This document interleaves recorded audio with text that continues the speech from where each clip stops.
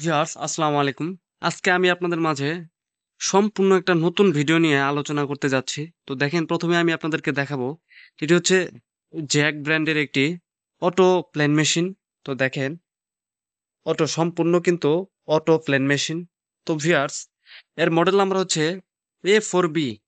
তো দেখেন Jack A4B। তো এর প্রোগ্রামটি কি? আজকে আমি আপনাদেরকে খুব গুরুত্বপূর্ণ একটি প্রোগ্রাম দেখাবো।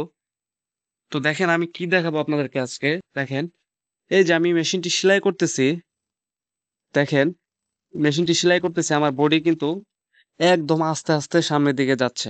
দেখেন তার মানে আমার যে স্টিচ আছে একেবারেই এমন ঘন হইছে, একেবারেই ঘন। দেখেন আমি আপনাদেরকে একটু ভালো করে দেখানোর চেষ্টা করব। তো ভিউয়ার্স দেখেন আমার স্টিচ কিন্তু একেবারেই ঘন। দেখেন একদম ঘন স্টিচ। তো ভিউয়ার্স আপনারা এই সমস্যার সমাধানটি কিভাবে করবেন বা কোথা থেকে করবেন সম্পূর্ণ কাজ আমি আপনাদেরকে আজকে দেখাবো। যদি এরকম হতো অন্যান্য মেশিনে কিন্তু এইখানে দেখেন ভিউয়ার্স এইখানে কিন্তু স্টিচের কিন্তু রেগুলেটর থাকে। সেটা দিয়ে কিন্তু আপনি এখানে স্টিচ বাড়াতে পারবেন এবং কমাতে পারবেন। কিন্তু এইখানে কিন্তু সেই প্রোগ্রামটি দেওয়া নাই। সেখানে কিন্তু এই অপশনটি নাই। সেক্ষেত্রে আপনাদেরকে কি করতে হবে? দেখেন এইখানে হচ্ছে আপনার বাটন আছে। এই যে এখানে এমএম। তো এখানে প্লাস এবং মাইনাস দেওয়া আছে।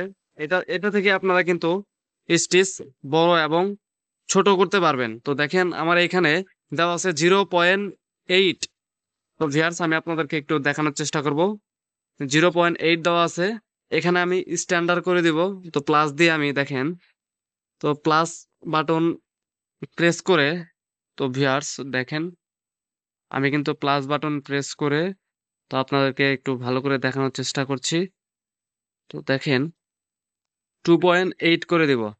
তো 2.8 করে দিলে হবে আমার কি দেখেন স্টিচটা কিন্তু আমার একেবারেই বড় হয়ে গেছে। তো ভিউয়ার্স দেখেন আগে কিন্তু এরকম ছিল, তো এখন কিন্তু অনেক বড় হয়ে গেছে। তো মূলত এটাই হচ্ছে মূল ভিডিও আর কি। তো আপনারা আর একটু কম করে দিবেন।